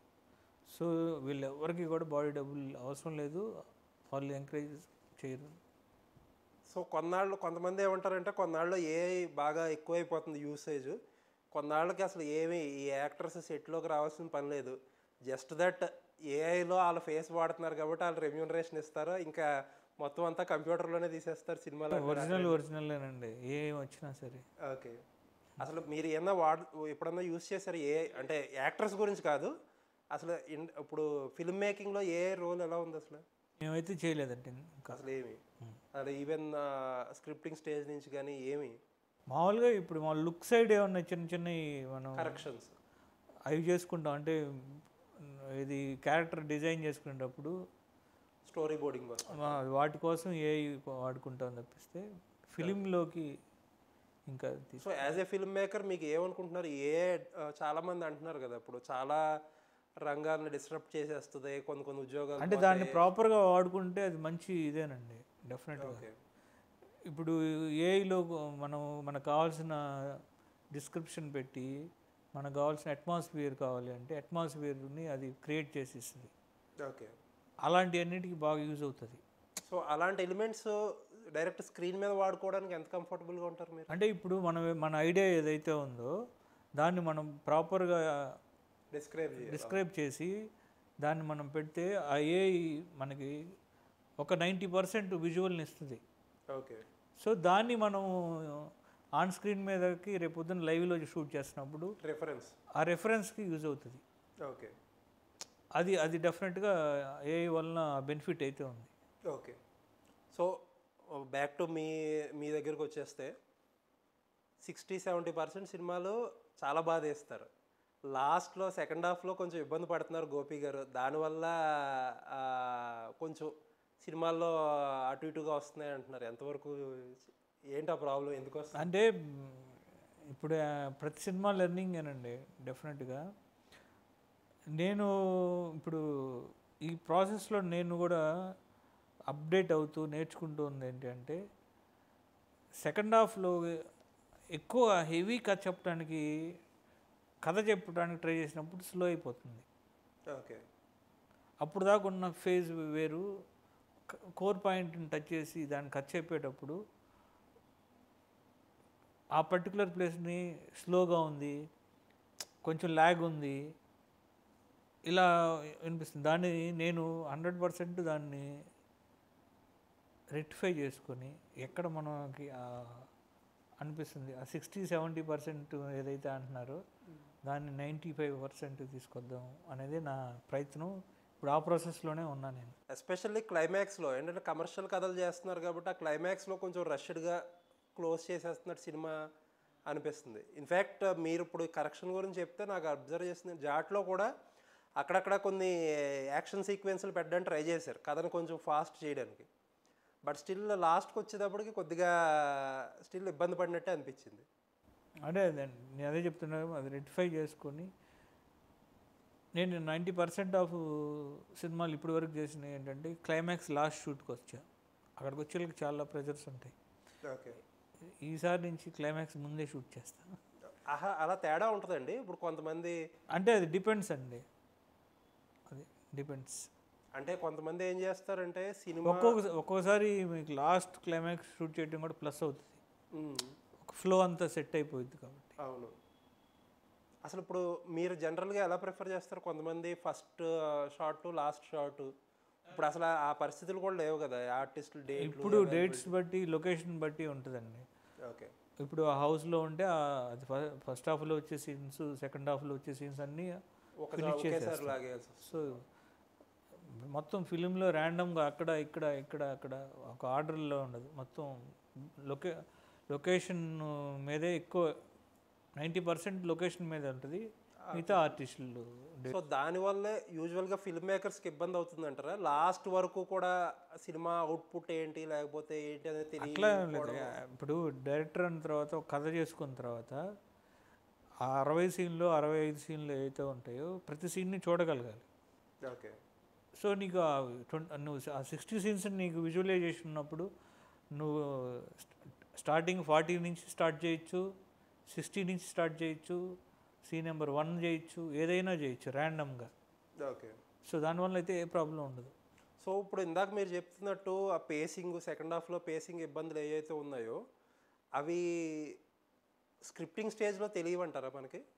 అంటే బేసిక్గా ఏంటంటే నేను నేర్చుకున్న ఈ ప్రాసెస్లో పర్టికులర్గా సెకండ్ హాఫ్కి వచ్చేళ్ళకి మనం ఒక పాయింట్లో ఇదంతా ఎందుకు జరుగుతుంది అని చెప్పాలని ట్రై చేస్తాను చూడండి. ఆ పాయింట్, పర్టికులర్ పాయింట్ని కొంచెం ఫైన్ ట్యూన్ చేసుకోవాలి. ఓకే. అది ఫైన్ ట్యూన్ చేసుకుంటే ఇంకా మోర్ ఇది ఉంటుందని నేను ఈ లెర్నింగ్లో నేను నేర్చుకున్న దాంట్లో నాకు అనిపించింది అది.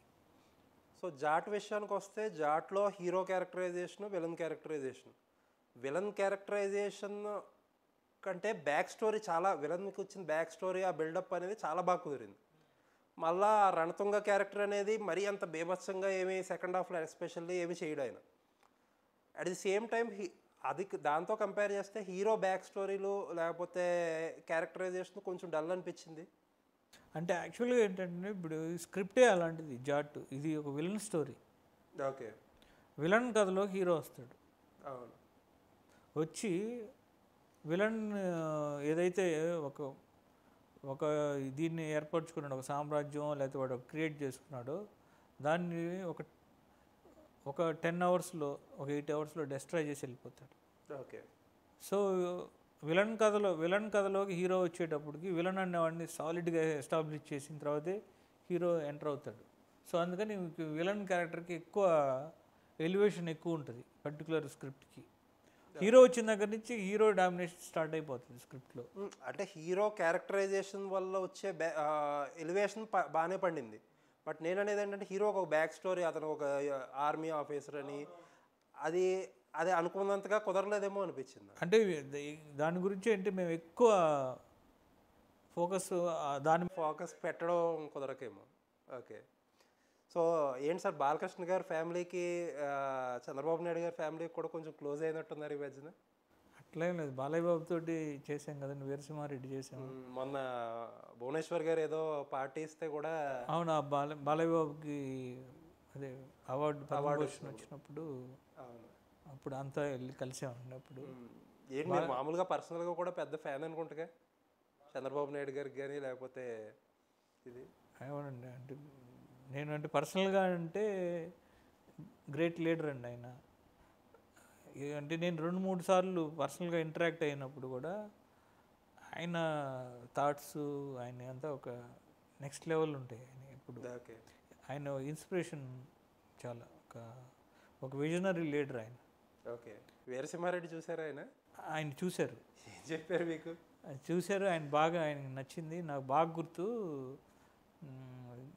జనవరి 12 రిలీజ్ అయింది కదండి, 13th 14th బాలయ్య బాబు అందరూ నారవారిపల్లి వెళ్ళారు. అక్కడి నుంచి వాళ్ళు తిరుపతిలో థియేటర్లో చూశారు. వచ్చి చంద్రగిరి ఎక్కడో సమ్ థియేటర్ చూసినప్పుడు ఆ రోజు విష్ చేస్తున్నప్పుడు బాలయ్య బాబు మాట్లాడి బాబు గారికి ఇచ్చారు. ఓకే. అమ్మా బాగుంది, కంగ్రాచులేషన్స్ అని చెప్పి అప్రిషియేట్ చేశారు. ఓకే.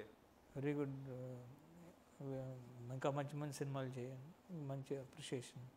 ఓకే. సో వీరసింహారెడ్డిలో నేను మీకు ఆల్రెడీ ఇది వరకు కలిసినప్పుడు ఒకటి చెప్పారు, నాకు బిగ్గెస్ట్ కంప్లైంట్ ఏంటంటే అసలు బాలకృష్ణ గారి లుక్స్ అంటే ఆల్మోస్ట్ అందరూ బోయపాటి గారితో కంపేర్ చేస్తారు, బాగా చూపిస్తారని. వీరసింహారెడ్డిలో ఆ మెయిన్ బాలకృష్ణ గారి గెటప్ ఎలా ఉంటుందంటే అది బోయపాటి గారి సినిమాలకో లేకపోతే దానికంటే బెటర్ లుక్కో చూపించగలిగారు మీరు.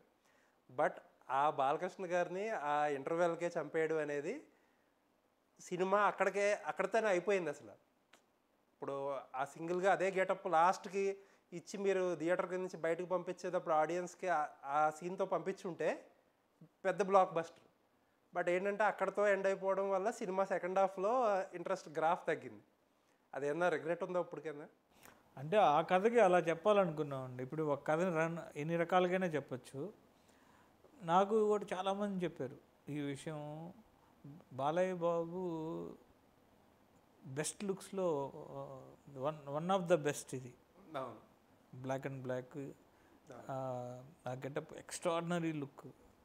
అది చాలామంది ఏంటంటే ఫస్ట్ హాఫ్లో చూసిన ఆ బాలయ్య సెకండ్ హాఫ్లో కనపడబోయేకి చాలా ఇదైపోయారు. అవును, అది 100% నాకు అనిపించింది. స్క్రీన్ ప్లేలో కొంచెం అటు తిప్పి వేస్తే వేరేలా ఉండేదేమో అని. అటు ఇటు వేస్తే బ్లాక్ బస్టర్. అది అప్పుడు మిస్ అయ్యారు ఆ పాయింట్. మీకు అప్పుడు ఫస్ట్లో చూసుకున్నప్పుడు ఎవరో మీరు ఆ పాయింట్ రైజ్ చేయలేదు? అంటే ఆ పాయింట్ రైజ్ అవ్వటానికంటే అండి, మేము ఫస్ట్ కథలో అనుకున్నప్పుడు ఇంటర్వల్ బ్లాక్లు చిల్లలు పొడి చేస్తుంది. ఇది ఫస్ట్ బేసిక్ ఐడియా నుంచి డివైట్ అవ్వాలి. ఆ బ్యాంకే ఇది ఉన్నాం మేము. అసలు ఇప్పుడు కూడా మీరు సోషల్ మీడియాలో ఎంత యాక్టివ్గా ఉంటారో నాకు తెలియదు. ఆ డిఫెండర్ నుంచి వచ్చి ఆ పూజ దగ్గర కూర్చునే సీన్ ఇప్పుడు కూడా జనాలు అలా తిప్పుతూ ఉంటారు దాన్ని. అవును, అసలు నాకు ప్రతి 10 రోజులకు ఒకసారి పాపప్ అవుతుంటుంది. అవునా? బాలయ్య బాబు చుట్టతోటి డిఫెండర్ దిగే షాటు అవును, ప్రతి 10 రోజులకు ఒకసారి ఎవరో ఒకరు పెడతా ఉంటారు. The best intro of NBK అని చెప్పి, అది బ్లాక్ డ్రెస్లో చుట్టతోటి. నిజంగా నేను చూస్తున్నా సరే ప్రతిసారి గూజ్ బంప్సే. అది అలా కుదిరింది అదంతే. అవును. సో ఎస్పెషల్లీ ఎమోషనల్ సీక్వెన్స్, ఆ బెంచ్ మీద ఒకటి కూర్చుని ఆయన పొడిచేసాక చనిపోయే సీక్వెన్స్, ఆ బాలకృష్ణ గారి మీద ఎలా విజువలైజ్ చేసుకున్నారు? అది చాలా ఎమోషనల్ పర్ఫార్మెన్స్ ఆయన కూడా. అది యాక్చువల్గా అండి బాలయ్య బాబు నేను బాగా గమనించింది ఏంటంటే ఎక్స్ట్రాడినరీ ఎమోషన్ చేయగలరు ఆయన. ఆయన పర్టికులర్గా అది జస్ట్ 2 అవర్స్లో చేసిన షాట్ అది. అవునా? ఇస్తాంబుల్లో చేసాం. అది జస్ట్ వెళ్ళి పొడిచిన తర్వాత వెళ్ళి చుట్ట పట్టుకొని అలా చూసి చిల్లల్ని చూసేది. ఆయన ఎమోషనల్ని కరెక్ట్గా కంటెంట్ పడి మంచి సీన్ పడిందంటే టు ది కోర్ ఉంటుందని నాకు ఆ రోజు అర్థమైంది. ఇలాంటి 2-3 పడినాయి అంటే బాలయ్య బాబుకి అసలు నెక్స్ట్ లెవెల్ ఉంటుంది అని. ఎందుకంటే మీకు 2-3 బాలయ్య బాబు ఎమోషన్ చాలా బాగా చేస్తారండి. మీకు సెకండ్ హాఫ్లో వీరసింహారెడ్డిలో చెల్లెలు వెళ్ళిపోయిందని చెప్తారు మెట్ల దగ్గర. అలా నుంచుంటారు, వెనక నుంచి వాళ్ళు చెప్తూ ఉంటారు ఎంత పని చేసిందయ్యా అని. వాళ్ళు అరుస్తూ సైలెంట్గా వింటూ ఉంటాడు. కళ్ళల్లో చూసినప్పుడు ఒక్కసారి స్టార్ట్ చేస్తున్నప్పుడే నాకు ఒక సమ్మని కళ్ళు నీళ్ళు తిరిగినాయి. అంత ఎమోషనల్ ఆ కంటెంట్ అని ఆయన కరెక్ట్గా 2-3 సీన్లు అలాంటివి పడ్డాయంటే నెక్స్ట్ లెవెల్ అండి. ఇప్పుడు నేను నెక్స్ట్ చేయబోయే సినిమాలో డెఫినెట్గా అలాంటివి ఉండాలని స్ట్రాంగ్గా పెట్టుకొని ఉన్నా. సో నెక్స్ట్ మళ్ళీ బాలకృష్ణ గారితోనే ఇప్పుడు మన రామ్ చరణ్ గారితో పెద్ది తీస్తున్న వెంకట్ సతీష్ కేలారు గారు ఏంటి ఎలా ఉండబోతుంది ఆ సబ్జెక్టు? అంటే ఇప్పుడు బాలయ్య బాబు తోటి మీటింగ్ అయింది, స్క్రిప్ట్ దీని డిస్కషన్ అయింది. ఇంకా ఎవరితో చేస్తున్నావు ఏం చేస్తున్నావు అనేది ఆయన బాబు డిసైడ్ చేసి చెప్తారు. డెఫినెట్గా ఇది ఒక మంచి సాలిడ్ స్క్రిప్ట్ అండి. ఇది కొత్త డైమెన్షన్ ఉంటుంది, అదైతే 100%. బాలకృష్ణ గారు సెకండ్ ఇన్నింగ్స్లో మేజర్ ప్రాబ్లం ఏంటంటే అందరు డైరెక్టర్లో డ్యూయల్ రోల్ కింద ఇమాజిన్ చేసుకుంటున్నారు. ఇమాజిన్ చేసుకుని ఒక పవర్ఫుల్ క్యారెక్టర్, ఒక young character. Powerful character obviously మీరు బ్లడ్ పెట్టేసి పనిచేస్తున్నారు అందరూనే. ఆ యంగ్ క్యారెక్టర్ వచ్చేటప్పటికి డైల్యూట్ అయిపోతుంది. అంటే ఆబ్వియస్లీ దానికి మ్యాచ్ చేయలేరు ఏ రకంగా చూసినా. ఇక్కడైనా ఆపుతారా డ్యూయల్ రోల్స్? మీరైనా ఆపుతారా ట్రెండ్? అంటే ఇప్పుడు అది కథను బట్టే ఉంటుందండి ఏదైనా. ఈసారి ఏంటంటే ఒకవేళ మీరు ఏదైతే అంటున్నారు చూడండి, ఆ బ్యాలెన్స్ చేయలేకపోతున్నారండి. అది ఇప్పుడు వీరసింహారెడ్డిలో పెద్ద ఆయన క్యారెక్టర్ని రెండో క్యారెక్టర్ని బ్యాలెన్స్ చేయలేకపోయారు. ఇది చూసిన తర్వాత అది మాకు కొంచెం తక్కువ అనిపించింది. అలా కాకుండా కొత్తగా వెళ్దాము అనే యాంగిల్లోనే వర్క్ చేస్తున్నామండి ఈసారి. సార్ అంటే చాలామంది ఏం చేస్తున్నారంటే బాలకృష్ణ గారు ఆబ్వియస్లీ ఎంత చేసినా ఏజ్ అనేది ఏజే. ఆ యంగ్ క్యారెక్టర్లో ఫుల్ క్లీన్ షేవ్ పెట్టేసి ఆ లుక్లో చూపించడానికే బాడీ ఏదో చూపించడానికి ఇబ్బంది పడుతున్నారు కదా, దానివల్ల ఆ ట్రాక్ పండట్లేదేమో. అట్లేనండి, కథను బట్టి ఏదైనా. సో మనం వేసుకునే స్క్రిప్ట్ని బట్టే లుక్స్. సో ఇండైరెక్ట్గా మన దాంట్లో కూడా డబల్ రోల్ ఉంటుందని చెప్తుంది. అట్లా ఏం నేను చెప్పలేదు కదండి. ఒక హింట్ అయితే ఇచ్చారు ఇప్పుడు. లేదు, అట్లా అసలు మీరు ఏది ఊహించద్దు, మీరు ఏ ఊహించినా దానికి మించే ఉంటుంది. అవునా? అవును, అస్సలు మీరు మీ ఇమాజినేషన్ ఉండదు ఈ ఫిల్మ్ అయితే. ఓకే. సో వీరసింహారెడ్డిలో ఆ పెద్ద ఆయన గిటప్పే ఫుల్ అంతా చేసేస్తే ఎందుకు చేయకూడదు అది అలా? అది ఒక డిఫరెంట్ స్క్రిప్ట్ అది వీరసింహారెడ్డి. అంటే వీరసింహారెడ్డి అన్నా ఫర్ ఎనీ మ్యాటర్, ఇప్పుడు మీరు చేసే స్క్రిప్ట్ అయినా సరే ఒక పెద్ద ఆయన గెటప్, ఒక స్పెషల్ గెటప్ ఏదో డిజైన్ చేసుకుంటారు కదా, దాని మీదే మొత్తం సినిమా లాగేస్తే అసలు ఏంటి ప్రాబ్లం, ఎందుకు అలా ఆలోచించరు ఎవరైనా? ఇప్పుడు అలానే ఆలోచిస్తామండి. అవునా? ఓకే. అంటే ఇప్పుడు నేను అడిగేది ఏంటంటే, ఇందాక మీతో అన్నాను, ఒక కమర్షియల్గా యంగ్ హీరోయిన్తో ఒక డ్యాన్స్లు, ఒక రొటీన్ డ్యాన్స్లో లేకపోతే ఐటమ్ నెంబర్ పెట్టడానికి స్కోప్ కోసం అని చెప్పి క్రియేట్ చేసుకున్న ట్రాక్ అంటారు ఇది. అట్లా ఏం లేదండి. ఇప్పుడు మీరు ఏదైతే అడుగుతున్నారో అవి పర్టికులర్గా ఇప్పుడు నేను చేస్తున్న ఫిలింలో ఉండవు. ఓకే. సో నెక్స్ట్ వచ్చి మీ పర్సనల్గా చూసుకుంటే, మీరు అప్పట్లో చిరంజీవి గారితో ఠాగూర్ చేశారు. ఠాగూర్కి మీరు స్టాలిన్కి అసోసియేట్, స్టాలిన్కి మీరు డైలాగులు మీరే చెప్పేవారండి, సీన్ పేపర్లో డైలాగులు ఎక్స్ప్లెయిన్ చేసేది. లేకపోతే ఎన్టీఆర్తో చేశారు కంత్రి. సో ఎలా ఉంటుంది స్టార్స్తో ఇప్పుడు ఆ డైరెక్షన్లో ఎందుకు చూడట్లేదు? 100% అండి. ఇప్పుడు ఏ డైరెక్టర్ అయినా ఆపర్చునిటీ వస్తే ప్రూవ్ చేసుకుంటారు. నాకు స్లోగా వస్తుంది ఆపర్చునిటీ. నాకు రవితేజ గారి దగ్గర నుంచి, తర్వాత వెంకటేష్ గారు, తర్వాత బాలయ్య బాబు, తర్వాత ఇప్పుడు సన్నీ దేఓల్ గారు, మనకు వచ్చిన ఆపర్చునిటీ ఏదైతే ఉందో దాన్ని 100% మనం ఇలాంటి స్టార్ దొరికితే మనం ఎలా చూపిస్తాం అనేది మనం 1 by 1 చేసుకుంటూ వస్తున్నాం. ఫ్యూచర్లో నేను అసోసియేట్గా వర్క్ చేశాను. ప్రభాస్ గారితో బిల్లా చేశాను, ఎన్టీఆర్ గారితో కంత్రి చేశాను, చిరంజీవి గారితో స్టాలిన్ చేశాను. సో వీళ్ళతో డెఫినెట్గా డైరెక్షన్ అవకాశం వస్తుందని నేను స్ట్రాంగ్గా ఉన్నాను. సో ఎందుకు సీనియర్ స్టార్స్తోనే ఎక్కువ కన్ఫైన్ అయిపోయారు మీరు? అంటే మనకు వచ్చిన ఆపర్చునిటీ ఏదైతే ఉందో దాన్ని పట్టుకొని వెళ్తూ ఉన్నాం అంతే. ఓకే. అంటే మీరు ఎప్పుడు ఈ ఆపర్చునిటీస్ ఎత్తుక్కుంటూ మీరు వెళ్ళలేదా? ఆపర్చునిటీస్ ఎత్తుక్కుంటూ అంటే డెఫినెట్గా నాకు కళ్యాణ్ గారితో చేయాలని నాకు చాలా ఉండేది, పవన్ కళ్యాణ్ గారితో. అది మిస్ అయింది. సో అక్కడి నుంచి ఇప్పుడు ఎన్టీఆర్ గారు లాంటి ఒక మాస్ హీరో, ప్రభాస్ గారు, బన్నీ గారు, రామ్ చరణ్ గారు, వీళ్ళందరితో చేయాలని 100% ఉంటుంది. ఏంటి సార్ ఇండస్ట్రీ పరిస్థితి ఏంటి ఇప్పుడు? చూస్తుంటే అన్నీ పెట్రోల్లా రాలిపోతున్నాయి సినిమాలు అన్నీని.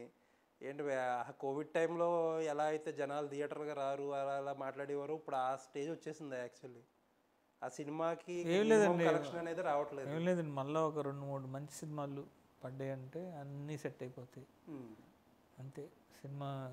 సినిమాని చూసే లవర్స్ ఎక్కడికి వెళ్ళరు, సినిమా ఎక్కడికి వెళ్ళదు. సో తెలుగు డైరెక్టర్స్కి చాలా వరకు కూడా వర్కింగ్ డేస్ లిమిటెడ్గా చేయడంలో ఇబ్బంది పడుతున్నారు. తమిళ డైరెక్టర్లు బెటర్గా 70-80 రోజుల్లో చేసేస్తుంటే, తెలుగు డైరెక్టర్లు 130 రోజులు 140 రోజులు చేస్తున్నారనే టాక్ ప్రతి ప్రొడ్యూసర్ చెప్తున్నారు. ఏంటండి ఇది? ఏంటి ప్రాబ్లం, ఎందుకు వస్తుంది? యాక్షన్ ఎక్కువ ఉండటంతో మనకు పర్టికులర్గా యాక్షన్ ఎపిసోడ్స్ ఉన్నప్పుడు కొంచెం డేస్ పెరుగుతూ ఉన్నాయండి. దాన్ని రెక్టిఫై చేసుకునే పనిలోనే ఉన్నాను నేను ఇప్పుడు. ఓకే. సో ఈ యాక్షన్ ఎందుకంటే యాక్షన్ అంత కష్టం అంటే ఈ కాస్ట్లీయెస్ట్ కూడా అనుకుంటు కదా. ఓకే. సో ఎందుకు తమిళ డైరెక్టర్లో కూడా వాళ్ళ యాక్షన్ కూడా ఉంటుంది కదా, అక్కడికి ఇక్కడికి తేడా ఏంటి? అంటే ఇప్పుడు మన దగ్గర ఉన్నంత యాక్షన్ అక్కడ లేదులేండి. ఓకే. కంపేర్ చేద్దాం, కొంచెం రియలిస్టిక్ యాక్షన్ అండి అక్కడ. అవును. సో ఇంకొకటి ఏంటంటే, చాలామంది ఇప్పుడు మీడియం రేంజ్ సినిమాలు కానీ ఒక మోస్తరు సినిమాలు అన్నిటికీ కూడా డైరెక్టర్లు కానీ హీరోలు కానీ రెవెన్యూ షేరింగ్లోకి రావాలి, ఒక్కొక్క ఏరియాలో తీసుకోవాలి, లేదంటే ప్రాఫిట్స్లో తీసుకోవాలనే టాక్ ఎక్కువ వస్తుంది. ఏంటది? దాని గురించి ఏం చెప్తారు? అంటే బయట ఎక్కువ హీరోల రెమ్యూనరేషన్ అనే టాపిక్ వస్తుంది. డైరెక్టర్స్ విషయంలో అయితే డైరెక్టర్స్ రెమ్యూనరేషన్ రీజనబుల్గా ఎక్కువే ఉంటున్నాయి, ప్లస్ వర్కింగ్ డేస్ ఎక్కువ ఉంటున్నాయి అనేది రెండు ప్రధానమైన కంప్లైంట్. మిగతా విషయాలన్నీ పక్కన పెడితే నేను నా విషయంలో నేను చాలా రీజనబుల్గా ఉంటాను. మీ గురించి కదండి, జనరల్గా చెప్పండి. జనరల్గా చెప్తాను. ఇంకా ఒక్కొక్క ఏ ప్రాజెక్ట్కి ఆ ప్రాజెక్టేనండి, ఓకే. దానికి ఎంత వైబిలిటీ ఉంది, దానికి ఏంటి అనేది. సో ఆ రెవెన్యూ షేరింగ్ అనే పద్ధతిలో డైరెక్టర్స్ అనేవాళ్ళు లేకపోతే పర్సనల్గా మీరు కూడా ఎంత కంఫర్టబుల్గా ఉంటారు? డిపెండ్స్ ఆన్ ప్రాజెక్ట్ అండి, అంతే. మనం చేసే ప్రాజెక్టు, మనం చేసే పర్సన్స్ని బట్టి అది. సో కొత్తగా ఈ ఓటీటీ ఒకప్పుడు భూమి వచ్చింది, ఆ భూమి పేరు చెప్పి అందరూ హ్యాపీగా డబ్బులు తిన్నారు, డబ్బులు చేసుకున్నారు, ప్రొడ్యూసర్స్ డబ్బులు చూశారు, అందరు రెమ్యూనరేషన్స్ పెరిగినాయి. కాకపోతే ఇప్పుడు కొత్తగా ఇండస్ట్రీలో అదొక కరెక్షన్ వచ్చేసింది పెద్దది. ఓటీటీ చాలా సినిమాలకి అసలు అవ్వట్లేదు, శాటిలైట్ అయితే మొత్తం జీరో అయిపోయింది. దీన్ని ఎలా చూస్తారు అసలు? అదే ఇప్పుడు ఏదైనా సరే అండి, ఇప్పుడు మనం కోవిడ్ బిఫోర్ ఆ టైంలో, మన క్రాక్ టైంలో కూడా ఇలాంటి భయాలు ఉండేవి. ఏదైనా సరే సినిమా కంటెంట్ కరెక్ట్గా మనం దాని మీద వర్క్ చేసి స్క్రిప్ట్స్ మీద కరెక్ట్గా పెట్టుకొని దాన్ని చేస్తే డెఫినెట్గా ఓటీటీ వాళ్ళు కూడా ఎవరైనా సరే ఒక మంచి ప్రాజెక్ట్ ఏంటి అని వాళ్ళు కొంచెం చూజీ అయ్యారు. ఓకే. సో శాటిలైట్ వాళ్ళు కానీ ఎవరైనా సరే. సో ఇక్కడి నుంచి మనం చేస్తున్నది కంటెంట్ స్ట్రాంగ్గా ఉంది అనుకోండి, మళ్ళీ అన్నీ కూడా ఫాల్ ఇన్ రైట్ ప్లేస్ అండి. అదైతే 100% సినిమా కంటెంట్ ఇప్పుడు 2-3 హిట్లు ఒక వరుసగా పడ్డాయి అనుకోండి, 3-4 హిట్స్ అన్నీ సెట్ అయిపోతాయి. ఓకే. సో ఫైనల్గా నెక్స్ట్ బాలకృష్ణ గారి సినిమా ఏంటి, ఫ్యాన్స్కి ఏం చెప్పబోతున్నారు? నేను బాలయ్య బాబు ఫ్యాన్, నేను అందరు ఫ్యాన్స్ వెరీ, అంటే వీరసింహారెడ్డిని మించే ఉంటుంది సినిమా 100%. సో ఫైనల్లీ ఎప్పుడు ఏమనుకుంటున్నామండి, ప్లాన్ ఏంటి ఇప్పుడు వరకు అయితే? అంటే June 10th పూజ, బాలకృష్ణ గారి బర్త్డే రోజు. షూటింగ్ ఎప్పుడు? ఇంకా అది అఖండ కంటిన్యూషన్. ఓకే. ఏంటి సంక్రాంతికి మళ్ళీ రిలీజ్ చేసే అవకాశం ఉంది? అంటే ఇప్పుడు ఇంకా డేట్ అవన్నీ అనుకోలేదండి. జస్ట్ అసలు మీ టార్గెట్ ఒరిజినల్గా ఏంటి, ఆ మైండ్లో ఉందా ఆలోచన సంక్రాంతికి టార్గెట్? అంటే ఇప్పుడు షెడ్యూల్స్ అన్నీ ఇంకా దాన్ని బట్టి డిసైడ్ అవుతుంది ఇప్పుడు. ఓకే. నేను గెటప్ కూడా వర్క్ చేశారు ఏదన్నా ఇప్పుడు దాకా? జరుగుతూ ఉందండి వర్క్. ఎందుకంటే దాని గురించి ఎక్కువ చూస్తూ ఉంటారు ఇక్కడ, బాగా ఎక్స్పెక్టేషన్స్ పెరిగిపోయినాయి ఇప్పుడు. అది డెఫినెట్గా ఇప్పుడు వీరసింహారెడ్డి ఆ లుక్ని మ్యాచ్ చేయగలరా, దాన్ని మించి ఇవ్వగలరా, డెలివరీ చేయగలరా? 100% ఇవ్వాలనే కదండి మా ప్రయత్నం అంతా, అదే. Okay. Okay. Very nice talking to you అండి. ముందుగా అన్నట్టుగా ఏంటంటే ఒక కొత్త ఫేజ్, ఒక కొత్త టైప్ ఆఫ్ జాట్ అనే కొత్త ప్రయత్నంతో ఒక కొత్త బిజినెస్ మోడల్ క్రియేట్ చేశారు ఇండస్ట్రీలో. మీ బట్టి మీకు లేకపోతే ఇంకా నలుగురికి డైరెక్టర్లకే ఓపెన్ అయిందంటే ఆ మార్కెట్ ఇండస్ట్రీకి చాలా బాగుంటుంది. థ్యాంక్ యూ అండి, థ్యాంక్ యూ వెరీ మచ్. నిజంగానే అంటే నాకు ఒక మంచి ఆపర్చునిటీ జాట్. ఇప్పుడు మీరే అన్నారు బడ్జెట్లు, దీంట్లో రేపొద్దున నేను చేసే సినిమా ఎంతో కొంత హిందీ మార్కెట్లో జాట్ డైరెక్టర్ అని చెప్పి ఎంతో కొంత యాడ్ అవుతుంది. అవును. సో అప్పుడు అందరికీ కూడా దీనికి ఒక వయబిలిటీ వస్తుంది. ఏది మన బడ్జెట్ల విషయంలో కానీ దేంట్లో అయినా సరే, ప్రొడ్యూసర్స్కి రేపు వచ్చే ప్రాఫిట్స్లో కానీ ఏదైనా సరే ఒక చిన్నది ఓపెన్ అయింది, కంఫర్ట్ వచ్చింది. సో అది ఆ కంఫర్ట్ ఇంకా మంచి సినిమాలు చేసి ఇంకా పెంచి దాన్ని ఆ కంఫర్ట్ జోన్ పెంచి అందరికీ కూడా ఒక కొత్త డోర్స్ ఓపెన్ అవ్వడానికి నిజంగా ఉపయోగపడింది ఇది. సో ఇంకోటి అంటే మీరు బాగా గమనిస్తే స్ట్రైట్ హిందీ ఫిలిం అండి ఇది జాట్. అవును. మనం అంటే అదే ఇక్కడి నుంచి వెళ్ళిన హీరోలు సక్సెస్ అయినాయి ఉన్నాయి సినిమాలు, ఇక్కడి నుంచి అంటే రీమేక్లు వెళ్ళినాయి. అవును. తెలుగు నుంచి నాకు తెలిసి డైరెక్ట్ హిందీ ఫిలిం చేసినది నేనే అనుకుంటున్నా. అవును, మీరే. అంటే ఇప్పుడు మిగతా రీమేక్స్ తోటి వెళ్ళిన నాకు ఎవరో నిన్న చెప్తూ ఉంటే అనిపించింది. సో నిజంగా అంటే నాకు ఆ రిసీవింగ్ చూసిన తర్వాత ఓకే, డెఫినెట్గా హిందీ సినిమాలో వెళ్ళి మనం సాలిడ్గా కొట్టాం. ఒక ఒక ఒక సెక్షన్ వాళ్ళంతా కూడా ఒక మంచి అప్లాజ్ వచ్చింది. వెరీ హ్యాపీ అండి. సో జాట్ ఉంటుందా లేకపోతే ఏంటి, ఒక ప్రమోషనల్గా అలా ఇచ్చి వదిలేరా? టైం అండి ఏదైనా. సో అదే హీరోతోనా లేకపోతే ఏదైనా అవకాశం ఉందా, మార్చుకునే అవకాశాలు ఉంటాయి దానికి? జాట్ 2 ఉంటుంది రా.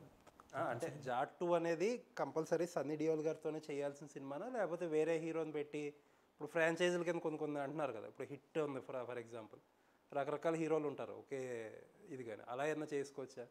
అంటే ఇప్పుడైతే జాట్ 2 అనౌన్స్ చేసాం, ఓకే అది సన్నీ డియోల్ గారితో చేసాం. ఓకే ఓకే థ్యాంక్ యూ అండి, థ్యాంక్స్ లాట్. M9 న్యూస్కి టైం ఇచ్చినందుకు థ్యాంక్ యూ అండి. థ్యాంక్ యూ అండి.